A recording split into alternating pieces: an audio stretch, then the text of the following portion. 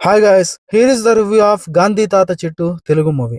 Padmavati Malladi direct చేసిన ఈ మూవీలో సుకృతవేణి బండ్రెడ్డి సుకుమార్ గారి డైరెక్టర్. పుష్ప 2 హిట్ మూవీ తీసిన డైరెక్టర్ సుకుమార్ గారు మీ అందరికీ తెలిసిందే. వారి కూతురు మెయిన్ రోల్ అయితే యాక్ట్ చేసింది. ఇవాళ ప్రేక్షకుల ముందుకు థియేటర్స్ రిలీజ్ అయింది ఈ మూవీ. ఈ వీడియోలో ఈ గాంధీ తాత చెట్టు మూవీ ఎలా ఉంది అనే విషయాల్ని డీటెయిల్స్ ని మాట్లాడుకుందాం.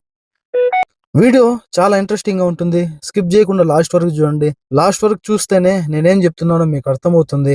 ఇంకొక స్మాల్ రిక్వెస్ట్ ఏంటంటే, మన సినిమాటా ఛానల్ ని ఎందుకు సబ్స్క్రైబ్ చేయాలి అంటే, ఎవ్రీడే తెలుగు, హిందీ, తమిళ్, కన్నడ, మలయాళం అంటూ తేడా లేకుండా మంచి కంటెంట్ ఉన్న మూవీ ఇన్ఫర్మేషనల్ వీడియోస్ అన్ని జెన్యూన్ గా అందరికన్నా ముందు మీ ముందుకు క్లారిటీగా తెచ్చే ప్రయత్నం చేస్తా. అవి మీ వరకు రావాలంటే మన సినిమాటా ఛానల్ సబ్స్క్రైబ్ చేయాలి కదా. ప్లీజ్ సబ్స్క్రైబ్ చేసి సపోర్ట్ చేయండి. మీ సపోర్ట్ నాకెంతో అవసరం కాబట్టి ప్లీజ్ సబ్స్క్రైబ్ అండ్ సపోర్ట్. ఇక ఈ గాంధీ తాత చెట్టు మూవీ ఎలా ఉంది అనే విషయానికి వస్తే, బాగుంది. కమర్షియల్ హంగులతో కథకు, స్టోరీకి, ఆ ప్రొజెక్ట్ చేసిన విధానానికి సంబంధం లేకుండా ఎన్నో మూవీస్, తలపోటు, రాడు, రంబోలా మూవీస్ వస్తున్న ఈ సమయంలో ఒక మంచి మెసేజ్ ఓరియంటెడ్ మూవీ వచ్చి చాలా ఏళ్లే అవుతోంది. పుష్ప 2 లాంటి మూవీస్ కి నేషనల్ అవార్డ్స్ వస్తున్న ఈ తరుణంలో జై భీమ్ లాంటి ఒక మంచి మెసేజ్ ఓరియంటెడ్ మూవీ, అదిగాక దళితులపై జరుగుతున్న అఘాయిత్యాలు చాలా చక్కగా వివరించే ప్రయత్నం చేశారు. లా ఏ విధంగా పనిచేస్తుంది కరెక్ట్ గా యూజ్ చేస్తే అనే విషయాల్ని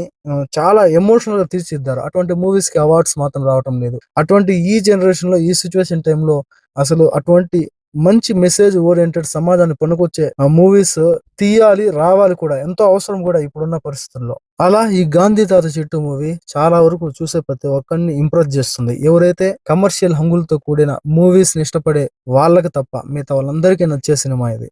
బేసిక్ గా ఈ సినిమా స్టోరీ ఏంటంటే, రామచంద్రయ్య అనే వ్యక్తి గాంధేయవాది. రామచంద్రయ్య తండ్రి ఒక స్వాతంత్ర సమరయోధుడు. అతన్ని చూసి పెంచుకున్న దేశ వ్యక్తి తన ముందు రాబోయే తరాలకు కూడా పంచాలని పరితపిస్తూ ఉంటాడు. అలా రామచంద్రయ్య తన కొడుకు కూతురికి సుకృతవేణి, అదే సుకుమార్ గారి కూతురు ని గాంధీ అని పేరు పెడతాడు. గాంధీ కూడా తన తాత పాటించే ఆ దేశభక్తిని, ఆ విలువలను ప్రదర్శిస్తూ ఉంటది.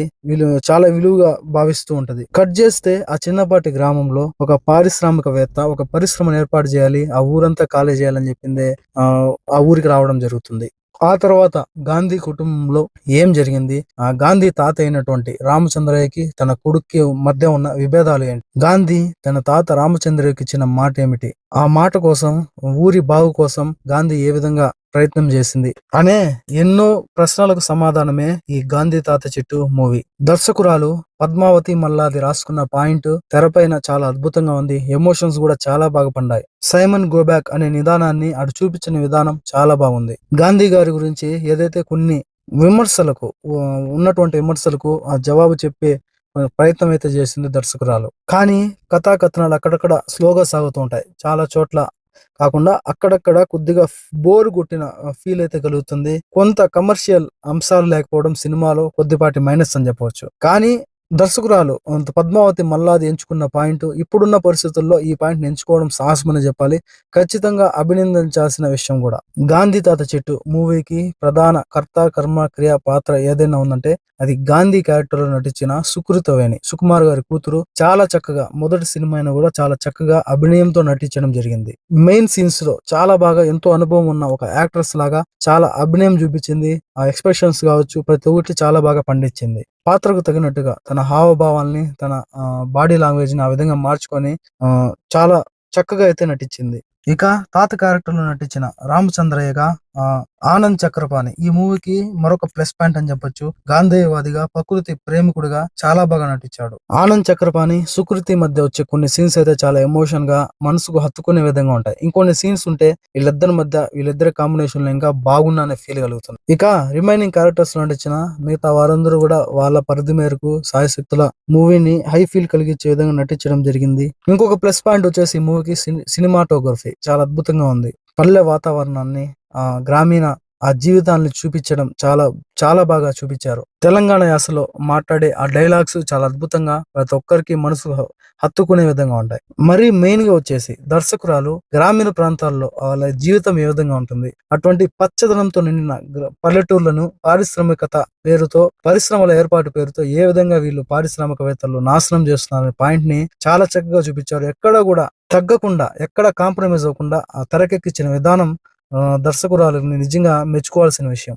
ఒకప్పట్లో పల్లెటూర్లు చాలా పచ్చగా ఉండేటివి. ఇప్పుడు చూడండి పల్లెటూర్లు ఏ విధంగా నాశనం చేస్తున్నారు. లేనిపోని కట్టడాలని చెప్పింది, పరిశ్రమలని చెప్పింది, పొల్యూషన్ చేస్తూ ప్రతి ఒక్క పల్లెటూరిని ఆ పచ్చదనాన్ని పోగొట్టే పరిస్థితి. ఈ మూవీలో ఇంకా మైనస్ పాయింట్స్ ఏదైనా ఉన్నాయంటే అది మైనస్ పాయింట్ అని చెప్పకూడదు, కానీ కమర్షియల్ హంగులు అయితే ఏమి ఉండవు. కమర్షియల్ గా ఏమి కూడా సీన్స్ అయితే ఉండవు. దర్శకురాలు ఇక్కడ ఎక్కడ కాంప్రమైజ్ అవ్వకుండా తన ఏదైతే చెప్పాలనుకున్న పాయింట్ ని సైడ్ ట్రాక్ వెళ్లకుండా చెప్పే ప్రయత్నం చేసింది. అక్కడక్కడ సినిమా కొంచెం స్లోగా రన్ అవుతుంది, అదొక చిన్న మైనస్ పాయింట్. ఎక్కడ ఎటువంటి కమర్షియల్ హంగులకు ఆశపడకుండా ఈ గాంధీ తాత చెట్టు మూవీ ఒక ప్రకృతి ప్రేమికులుగా మీరు చూసినట్టయితే మనసుకు హత్తుకునే సినిమా ఇది. ఎన్నో భావోద్వేగాలు ఈ మూవీలో ఉన్నాయి. ఈ మూవీకి నా రేటింగ్ వచ్చేసి 2.75/5. ఒకవేళ మీరు ఈ గాంధీ తాత చెట్టు మూవీ ఆల్రెడీ చూసుంటే ఎలా ఉందో మన కామెంట్ సెక్షన్ లో కామెంట్ చేయండి. నెక్స్ట్ వీడియోతో మళ్ళీ కలుద్దాం. అప్పటి వరకు stay tune, please subscribe and support. Thanks for watching.